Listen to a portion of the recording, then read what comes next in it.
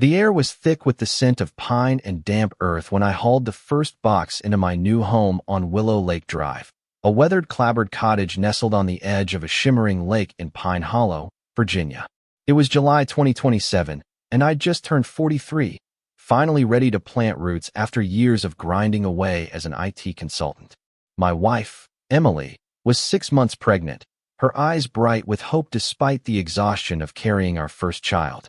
We'd left the city's chaos behind, craving the kind of quiet where you could hear the water lap against the dock and the crickets hum at dusk. The cottage, left to me by my grandmother Clara, was more than a house site, was a time capsule of my boyhood summers, filled with memories of casting lines for trout and listening to Clara's tales about how the lake held every secret in its depths. I thought she was spinning yarns back then. I didn't know how right she'd be. The neighborhood seemed plucked from a postcard. Tidy lawns, blooming hydrangeas, kids zipping by on scooters. Everyone waved as our moving truck rolled in, everyone except one woman. She stood at the corner of the cul-de-sac, arms crossed, her auburn pixie cut unmoved by the breeze, her stare cold enough to freeze the July heat. That was Margaret Voss, the iron-fisted president of the Crestwood Homeowners Association. I didn't know her title yet, but her posture screamed control freak. I caught her eyeing me as I carried boxes, her gaze sharp like she was sizing up an intruder. I flashed a smile, but she didn't budge. Instead, she marched over, her loafers clicking like a metronome, and thrust a thick envelope at me. "Welcome to Crestwood," she said, her voice clipped but venomous. "I'm Margaret. Your annual dues are $300,000, payable in 30 days. I nearly dropped the box of dishes. 300 grand? I laughed, thinking it was a bad joke.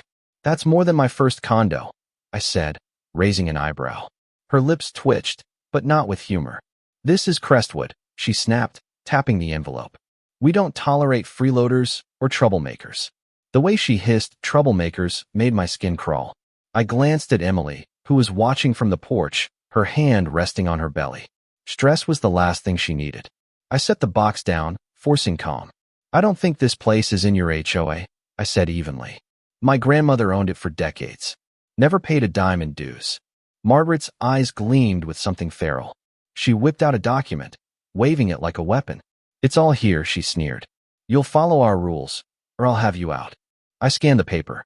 It looked official: seals, signatures, the works, but the address read Willow Lake Avenue, not Drive. 6 inches of property line made all the difference. Before I could point it out, Emily gasped, her hand gripping the porch railing, her face pale. "Daniel," she whispered, her voice tight with pain. "It hurts." My heart stopped. I dropped everything, the crash of breaking glass barely registering as I rushed to her. She collapsed into my arms, her breath shallow, her body trembling. Margaret's voice sliced through the chaos. "She's faking it," she shrieked, already on her phone. "These people don't belong here." I didn't care who she was calling cops, her lackey, or the devil himself. I scooped Emily up and sped to the ER, Margaret's threats echoing across the lake as my tires squealed. The hospital was a blur of beeping monitors and sterile hallways. Doctors assured me the baby was safe, but Emily needed bed rest, no stress, no strain. Sitting by her bed, I promised her I'd handle it all. Her weak smile carried the steel of her army brat upbringing. "Don't let that woman bully you, Daniel," she said. "She feeds on fear." I kissed her forehead, but inside, I was raging. Margaret had crossed a line, and I wasn't just going to push back, I was going to end her. Back home, the moving truck was gone, but so was my peace. My neighbor, Tom Reed, was waiting in my driveway, phone in hand, his face grim. He'd recorded Margaret's meltdown while I was getting Emily to the car. Her voice screeched through the video. "She's faking. They're trespassers."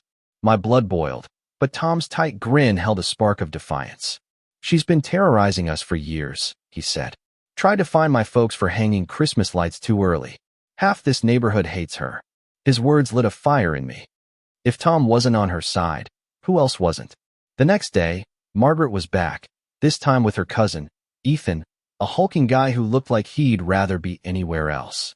"You thought you could sneak away last night," she smirked, "but we're watching. This house might skirt the rules, but I don't tolerate loopholes." I wanted to laugh, just admitted she knew my place wasn't hers to control. Instead, I kept my voice steady. This is my home, Margaret. I'm not signing anything. Ethan shifted, avoiding my eyes, his silence louder than her tirade. That evening, Ethan showed up alone, hands in his pockets, guilt etched into his face. I'm sorry about yesterday, he muttered. I didn't know she'd call anyone. She doesn't give me a choice. I studied him, sensing a crack in her armor. She doesn't own you, Ethan, I said quietly. His jaw twitched, and he whispered, be careful. She doesn't lose well, before slipping into the night. The neighborhood buzzed with whispers. By morning, I couldn't grab coffee without heads turning, people murmuring about Margaret's emergency HOA meeting to deal with the outsider. The barista slid my latte over, avoiding my eyes. She's saying she'll make an example of you, she whispered. Driving home, I saw neighbors huddled, their voices low, their glances sharp. One guy, Paul, pulled me aside. Is it true she's trying to kick you out? He asked, fear in his voice. If she can come for you, who's next? His wife tugged him away, but his words lingered. Margaret wasn't just after Mesh was holding the whole neighborhood hostage.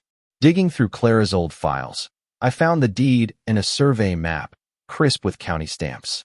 My property stopped 6 inches shy of the HOA's border. Clara had known exactly what she was doing. I called Tom over, and he traced the line with his finger, whistling. She's got nothing on you, he said. If people see this, they'll start questioning everything. That night, Margaret taped a $3,000 invoice to my door, scrawled with final warning in red ink. Emily, resting on the couch, rolled her eyes. She's bluffing, Daniel. Let her bury herself. The HOA meeting was a circus.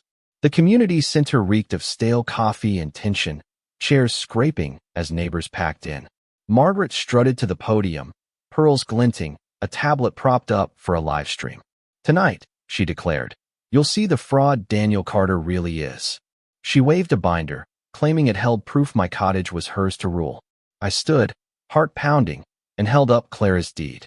This says Willow Lake Drive, not Avenue, I said, passing it to the crowd. My grandmother never paid dues, and neither will I. Gasps rippled through the room. Margaret's face paled, but she snapped. It's a typo. The neighbors weren't buying it. Ethan stood rigid, his phone half hidden, recording. Then I plugged a Usbethan's secret gift into the projector. Spreadsheets flashed on the screen. Bank transfers, fake invoices, thousands siphoned into Willow Holdings LLC, all signed by Margaret. The room exploded. Where's my $15,000 for streetlights? One man yelled. Margaret shrieked. Lies. I built this place.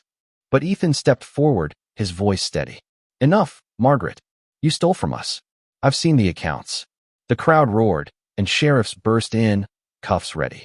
Margaret Voss, you're under arrest for embezzlement and fraud, one barked. She thrashed, screaming, but they hauled her away, her pearls swinging, her empire crumbling. The aftermath was chaos. The HOA board collapsed, neighbors raged over lost money, and Ethan worked quietly, sorting files, earning cautious nods. Emily came home, weak but smiling, and we sat on the porch, the lake glowing under the stars. But the USB revealed more.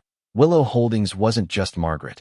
Contracts linked to developers across counties, names I didn't know, money flowing through shell companies. Then came the letter, slipped into my mailbox. Willow Holdings isn't done with you. My blood ran cold. One night, a black SUV idled outside, its engine growling, headlights off. I stood on the porch, fists clenched, as Tom's voice rang out, his phone recording. Smile for the camera, he shouted. Neighbors peeked from windows, and the SUV sped off, tires screeching. Ethan appeared, his voice low. They're the ones Margaret answered to. They're bigger than her. Emily, wrapped in a blanket, stood firm. We fight smart, Daniel. Together. Her words burned in me. This wasn't just my war, Anna Marie, it was ours. The lake shimmered, Clara's words echoing. The lake holds every secret. I'd beaten Margaret, but Willow Holdings was still out there. The SUV returned days later, its door creaking open in the dark. My heart thundered. The fight wasn't over, it was just beginning. What would you do if you found out your neighborhood was a pawn in a bigger game? Would you fight or walk away? If you've got thoughts, drop them below, hit that like button, and subscribe for more stories that'll keep you up at night.